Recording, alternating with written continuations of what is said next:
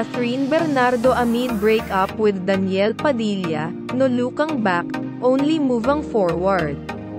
Walang comeback na nangyari sa pagitan ng dating magkasintahang sina Catherine Bernardo at Daniel Padilla.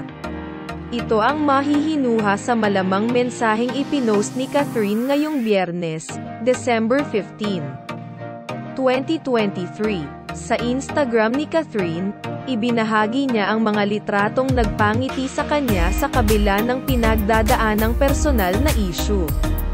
Kabilang dito ang litrato niyang hawak ang 300-year-old mango tree sa isang kilalang wellness resort sa San Benito, Batangas. Sweet photo niya kasama ang pamangking si Zar Inequiona. Pamamasyal sa beach, pag-inom ng tequila, at tila pag-aayos ng gamit para sa kanyang lipat bahay. Mixing caption ni Catherine kalakip ng rainbow at white heart emojis. Appreciation post for the little things that have been making me smile the past few weeks. No looking back, only moving forward. Kathniel's United Front. Nitong nagdaang 2 araw, hindi kaila sa publiko ang United Front nina Catherine at Daniel sa mga dinaluhang big events.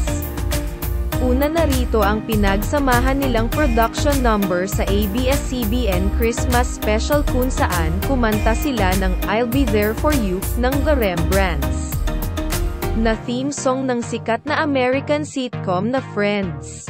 Sumunod ang pagdalo nila sa Asian Artist Awards 2023, kung saan pareho silang pinarangalan ng AAA Fabulous Award. Magkahawak kamay pa ang dalawa nang umakyat sila ng stage.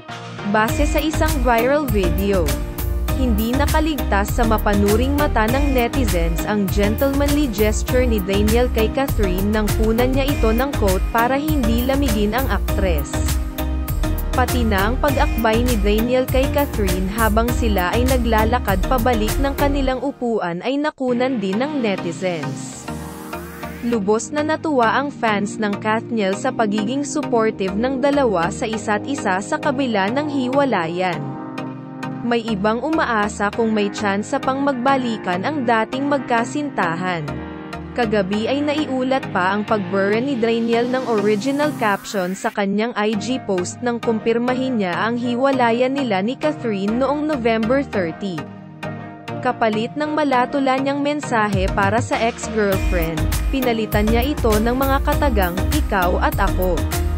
Pero kung pagbabasehan ang latest post ni Catherine, tila wala ito sa isip ng dalaga sa ngayon.